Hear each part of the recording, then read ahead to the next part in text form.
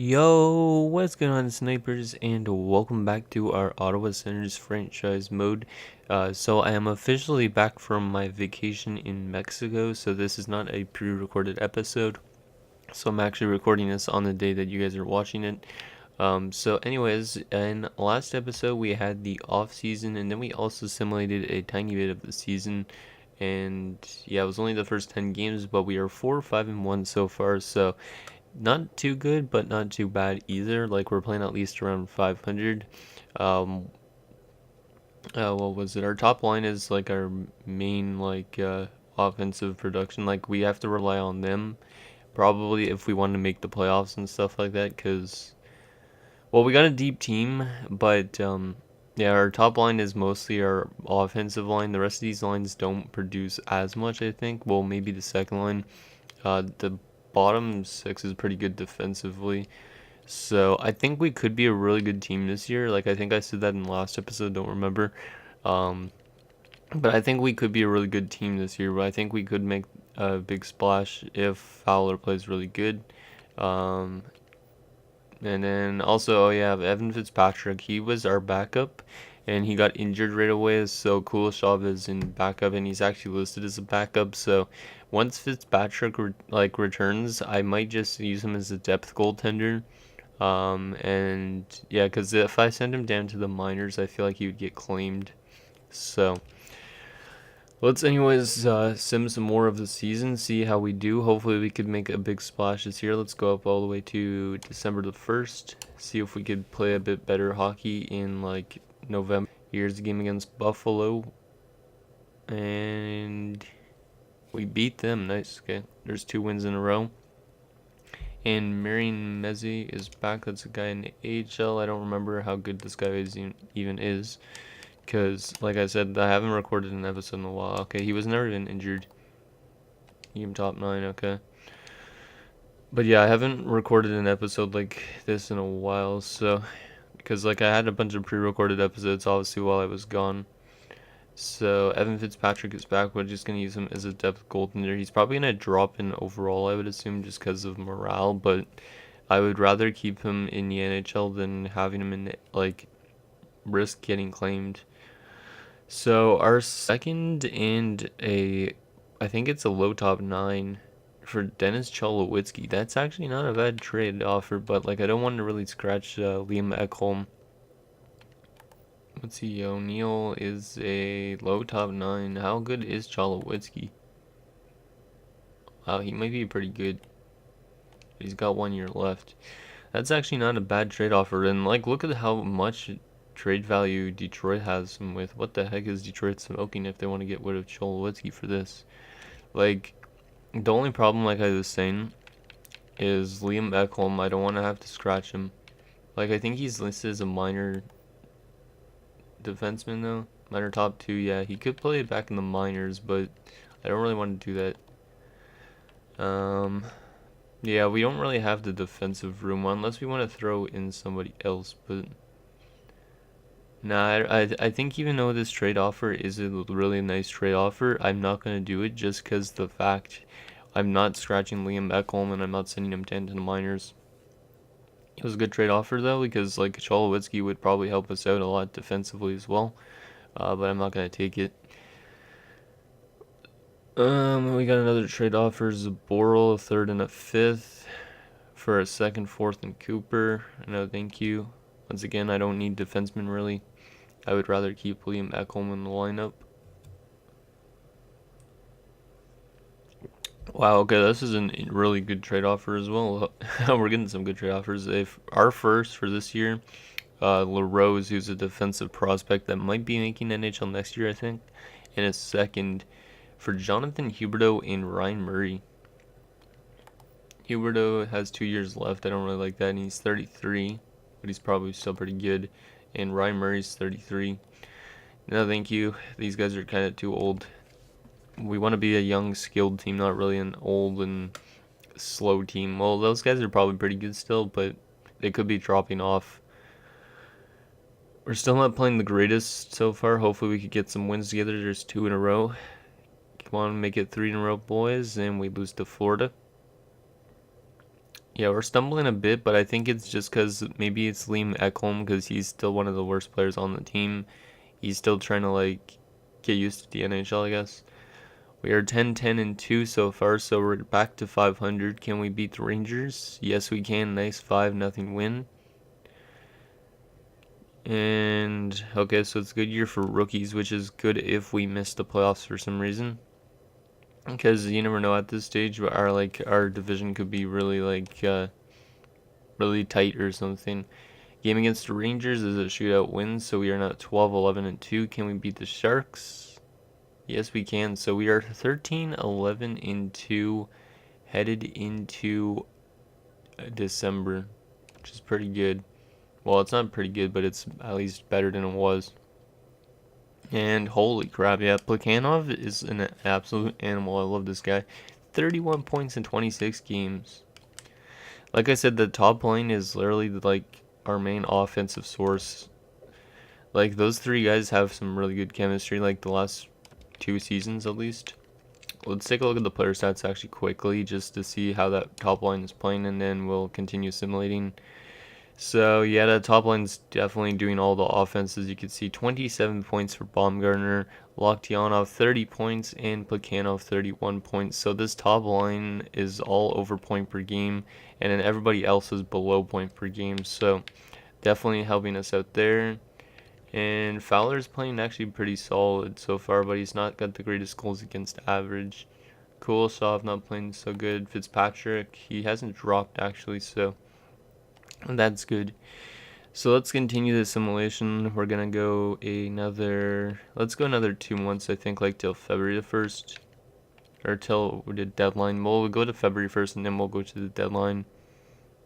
And then, yeah, we'll see where we're sitting at. Hopefully we can get some more wins this month. We got a back-to-back against Montreal. And we beat Montreal in this one in overtime. Can we beat them again? No, we lose to them in a shootout. Okay. Game against Pittsburgh, who's playing pretty solid so far, and they're the team that took us out last year. And we beat them in overtime. Nice job, guys. We're scoring a lot of goals, actually, because we've got 3 5-goal games in the last little while. So I think, yeah, maybe it's our top, our like offensive line getting most of those goals, but still, at least we're scoring goals. And yeah, we're keeping the puck out of the net in some of them. There's back-to-back losses. Banka's 17-13-3. Can we beat St. Louis here? No, we can't. We're on a 3-game losing streak now. Come on, boys. Just end the losing streak. Go on like a nice 5-game win streak or something to end the month. That'd be nice. Fuji in the AHL's been injured. We'll go replace player. Game against the Devils. And we beat them. And we beat the Caps both with 6 goals. Damn. Yeah, our offense is definitely producing. It's just our defense is not maybe the greatest yet. Game against the Islanders is another win. Nice job, boys. And we lose to the Caps 1-0. 2 more games to end this month. Against Columbus is a 5-2 loss. God damn it. Come on, just beat Vancouver. Yeah, that's at least another win. And Fuji is back for the AHL. I think he's actually a pretty good prospect if I remember correctly. Where was he playing? Damn, it's so hard to remember where all these guys were playing. I think maybe where Fidke was, maybe. No. Maybe where Reinhardt was. No. I don't even remember where he was playing at all. And I think he was a good prospect if I remember correctly. Fuji, yeah, low elite. It must have been like where Brashear. Yeah, I think it's Brashear because Brashear's like a medium top 9 if I remember correctly. There you go. Okay, let's see if we beat Vancouver. Yes, we do in overtime. So we are 21-16-3 at January the 1st. Let's save this again. Let's see how the point producing is. And Plekhanov still over point per game at 44 points in 40 games. So the top line kind of slowed down, it seems like a bit, but they still are producing at an over point per game pace. Well, at least Plekhanov is.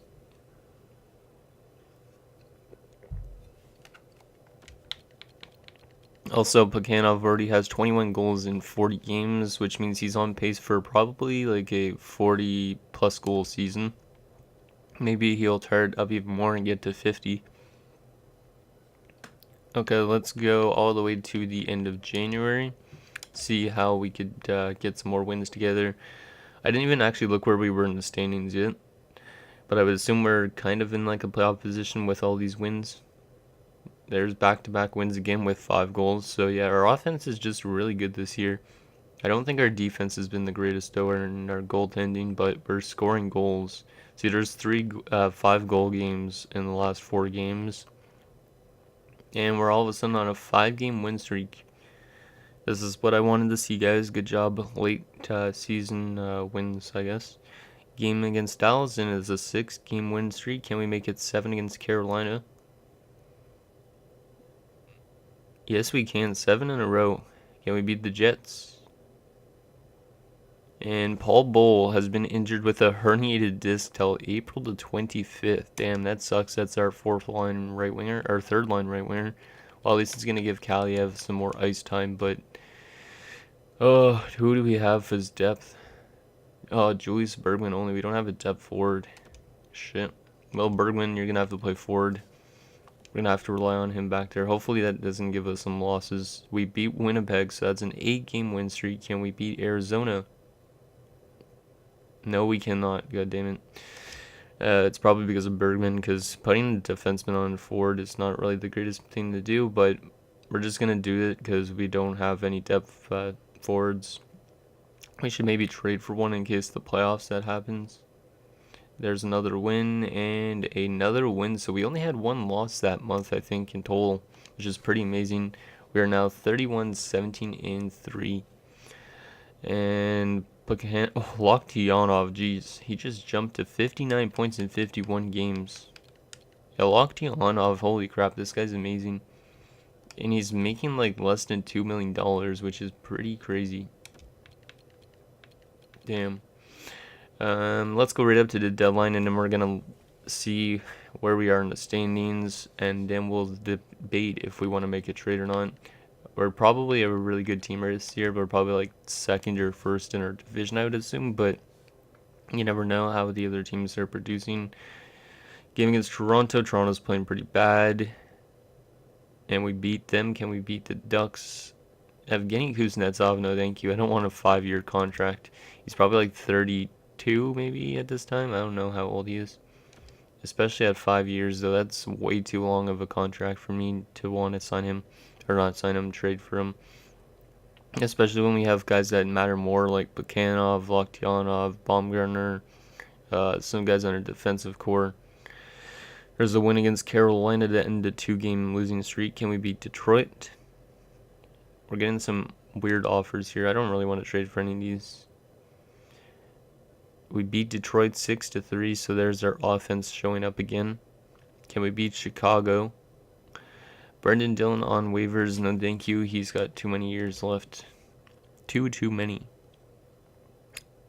And Torres, a 3rd, a 4th for a 2nd and a 3rd. Isn't Torres a low top 4? It's kind of risky though because it's next year. I'm not going to do it. Game against Colorado, who's not playing the greatest, and we lose 2-0. Kevin Fiala, no thank you. Columbus just wants to unload everybody, it seems like, because they've been offering me like Bjorkstrand even and Murray and who else? I don't even know. Sebastian Aho. No, I can't use Sebastian Aho. Like I want to keep our offensive core the same pretty much, because they've been all producing pretty decently, I think. We're getting a couple losses this month, but we're still playing good enough to have a good record. Can we get to 40 wins by the end of this month? We lose to Calgary, so that's 2 straight losses. Can we beat Washington? Yes, we can. 5-2. And we're almost at the deadline. Game against the Oilers is a 3-0 loss. So we're 37-23-3 at the deadline. Let's just take a look at where we are in the standings. Holy crap, Loktionov, 70 points in 63 games. Currently, we're in the 1st wildcard spot. Yeah, we're in the 1st wildcard spot. The last wildcard spot has 66 points. Which means, yeah, we're way ahead of the, of the last wildcard spot currently by 11 points. So if we could still string together some more wins, we should make it. Once we get Paul Bull back, hopefully that will help us out. But actually, he comes back probably for the first round of the playoffs or into the second round of the playoffs. So yeah, let's sim the rest of the season, and then we'll take a look at the player stats, the standings, and then hopefully if we make the playoffs, who we are up against in the first round. So let's go to the end of this month. We got 2 more games to end this month, so we're not going to reach 40 wins yet. Can we beat Tampa Bay? We don't, and we beat Florida though, so we're 38, 24, and 3. So let's take this a bit slow because we want to definitely make the playoffs. So let's go 2 weeks at a time. Okay, he's fine. Good. Fowler was never injured, so.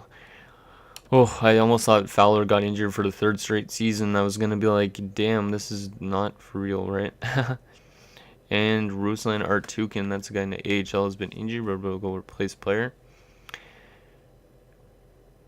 Okay, so we're on a 3-game point streak, at least because we just lost in a shootout. Artukin is back for the AHL. Where was he playing? Oh my god, I don't even remember where any of these guys play. It's so annoying. Oh, he's a defenseman. Oh yeah, that's right. Ruslan Artukin, I think he was playing where Butler was. Right, Butler's older. 24, yeah. I think it was right here. But we got a lot of guys that could jump to the NHL this next season, like Jamie LaRose, Troy McPherson technically could as well, Nisimov. Like we got so many good younger guys that this team is gonna be probably maybe winning multiple cups in multiple years at a certain point, I think. So we've won 4 of our last 5. We got points in every single game so far this month. There's a nice win against Toronto. Let's go another 2 weeks to this game against Tampa Bay. We could crack 50 wins by the end of this month. Game against Vancouver is a 2-1 loss, and then we lose in a shootout to the Calgary Flames. Can we beat the Oilers? No, we lose to them in a shootout. So we've had 3 shootout losses this month. There's a win against Buffalo. Can we beat Florida? No, we lose to them in a shootout. Damn, we're not that good in a shootout, it seems like. Maybe Fowler's just a really bad goaltender one-on-one. And, oh, man, that is not good. So Brian McCutcheon has separated his shoulder. He's back for April the 24th. So we're going to actually have to call up a defenseman from the AHL. So that means we're going to call up Anisimov, I think. Yeah, I think I'm going to call up Anisimov because I don't want LaRose playing yet. So yeah, Anisimov, you could come up to the NHL and get to play your first NHL game. He was one of our picks way back, I think, in the first year of this GM mode. But it's good to at least give a young guy some ice time. So he's going to jump in here on the top 6 pairing. And he's going to play alongside of Liam Ekholm. Rask is going to go up to the top 4. Okay, and then in the AHL, since that happened, let's put, who do we want to put? Let's just put Butler back into there. There you go. And I guess Anisimov was on the extra attackers. Yeah, he was on the extra attackers. So instead of him, we're going to put Voinov. Because Voinov is looking like a really good player too. He's pretty young still. Was Voinov in the shootout? No, he was not. That's kind of weird. So Voinov, there you go. And we're set. Game against Toronto, we lose 2-0. Let's go to April the 1st, April Fool's Day. Can we beat Tampa Bay? We lose to them in the shootout. Damn, we were doing really bad in the shootout. And then we beat the Rangers, so we're now 45, 26, and 8. Let's take a look at the standings with our last 3 games.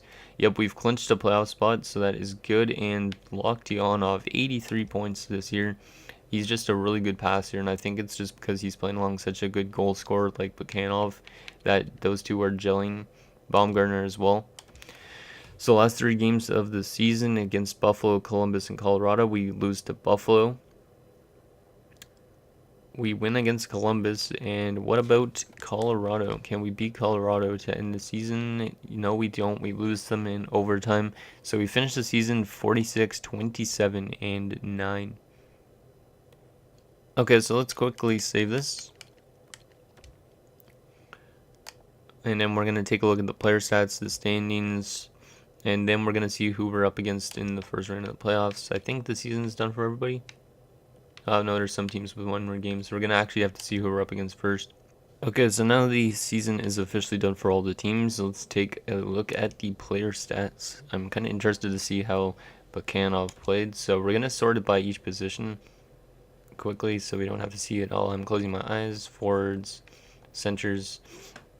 Okay, so center-wise, Artem Laktianov, 84 points in 82 games. He was only a +7, but he had 28 goals, 56 assists. How did he play last year? 87 points. Like, he's a bit down from last year, but he still did really good. And also, I forgot to mention his potential change from a low elite to a medium elite just because of how he played last year. So that's a really good steal because he was, 25th overall. Elias Anderson, who we signed in the offseason, I believe, 46 points in 82 games. He was a -4, but he still played pretty good. Pierre Jansen in his second season, 28 points in 82 games. And Ivan Prohorkin as a fourth liner, 22 points in 82 games. In terms of left wingers, Peyton Osgood, 44 points in 82 games. I believe that's up from last year. No, it's a little bit down from last year as well, but that's okay. Pushkarov, 39 points in 82 games. And then Joshua Connolly, in his rookie season, 26 points in 82 games. Pretty solid for him. And he was a 0 as well, so his plus minus was not that bad. In terms of right wingers, Dmitry Pukhanov, 81 points this year. He was just under point per game. 47 goals, 34 assists. And he was a +10.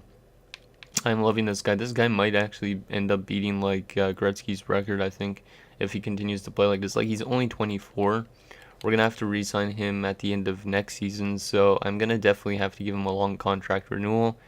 Baumgartner, 74 points, 11 goals, 63 assists. Yeah, the first line was really good. Mironov, 43 points. Kaliev, 27 points, and Paul Bull had 21 points in 48 games before his injury, so he was playing pretty solid. Defensively, Chabot, 48 points in 82 games, more than likely leaving the team this year. Cal Foot, 21 points. McCutcheon, 16 points. Ekholm, 14 points. Good stuff. 9 goals, 5 assists. Interesting. Wisniewski, 14 points. Rask, 13 points. Bergman had 3 points and was a -11, so he's not playing the greatest as a forward. And Anisimov had 1 assist in 5 games. Goaltending wise, Fowler played actually pretty solid, 37, 19, and 6 with 5 shutouts, a .917 save percentage, and a 2.52 goals against average. While Kuleshov as backup played 9, 8, and 3 with a .909 save percentage and a 2.67 goals against average. And then Fitzpatrick only played 3 games and got 1 win. So if for some reason one of our goalies goes down, Fitzpatrick could jump up as a goaltender. Okay, so now let's take actually a look at the entire league, how our players compare. See if any of our guys might win awards for goals or something. So entire league-wise, Jack Eichel finished with 95 points. So definitely we don't have a guy winning the Art Ross. In terms of goals scored, Pukhanov was second, tied for second with Ramsey, right behind Ralph Del Fazio, who had 56 goals. Damn. This guy's looking really good for Nashville, 16th overall pick. In terms of, let's see, defensive points, who led in defensive points? Wow, OEL was 72 points at age 35, damn. And in goaltending wise, who's gonna? It's looking like Ukko-Pekka Luukkonen maybe, or Malcolm Subban might win it for the second straight season, I think. Yeah, Subban has been really good for Vegas. Like, look at that. The last 4 seasons, damn. I don't know why he's playing so good at that age, but okay. Okay, so let's go to the standings. Let's see what was clicking for us this year, and then we'll see who we're up against in the first round of the playoffs. So entire league-wise, we finished, where did we finish? We finished 9th in the league with 101 points, 46, 27, and 9. In terms of goals for per game on average, we were We weren't the greatest actually in scoring goals. Like 2.91, that's not bad. It's like around the middle, but not good as some of these other teams. In terms of goals against per game, we were top 10 in the league. It's looking like, yeah, I think that's like top 10 in the league with a 2.7. I don't even know how we played that good defensively, but okay. Power play percentage, our power play is around the middle as well, or maybe around 11th worst, 19.4%. And then power play percentage, our power play was one of the best in the league as well, looking like 9th at 81.5%. 4 shorthanded goals, which placed us not in the top 10. Our home record, let's see, where's our home record? Were we a bad team on home ice? 22, 15, and 4, and 24, 12, and 5 on the road, and we're 3, 2, and 5 in our last 10. Okay. So now let's see who we are up against in the first round of the playoffs. Hopefully it's a team that we could actually beat. If it is Pittsburgh for some reason, hopefully we could actually like beat them this time around or something. So it's going to be the Buffalo Sabres. So I think it was last year we played Buffalo. Wasn't it? Or no, it was New Jersey last year, I think. So it might have been 2 years ago, but we did play Buffalo at one point in time in the playoffs, and we're going up against them again. So they more than likely still have like Jack Eichel, Sam Reinhart, I don't know who else. But hopefully we could beat them. So let's see what their lines look like. So Nylander, Milstad, and Reinhart. So yeah, Jack Eichel's not actually with them, huh? That's interesting. At least it doesn't look like it. So Reinhart, Milstad, and Nylander. Second line, Philip Forsberg, Tage Thompson, and Kenneth Betts, who was a second overall pick in 2025. Then they also have Vyacheslav Koltsov, Jamel Smith, Kyle Palmieri on the third line. Fourth line, Connor Sheary, Zemgus Girgensons, and Dmitry Kuznetsov. And then defensively, holy crap, Kapitanov and Morgan Riley, Matt Dumba and Rasmus Dahlin, who's playing second line. I don't know why. Brady Shea and Victor Hedman. Damn, this team's looking really good. Goaltending wise, Ukko-Pekka Luukkonen and Petri Luhi. And in scratch, they have Calvin DeHaan, Daniel Carlos, who's a young guy, looking pretty good actually, and Matej Svoboda. Okay, so overall wise, I am kind of scared of how like deep their team is, but our team is also pretty deep, so who knows, we might have a chance if our top line can continue firing the puck into the net. Otherwise, I think this is going to be it for this episode of our Sens franchise mode. So in next episode, we will take it to the KeyBank Center with the first round of the playoffs against the Buffalo Sabres, looking to give them a bit of an upset and hopefully head to the second round like we did last year. So thank you guys so much for watching, and I'll see you guys next time.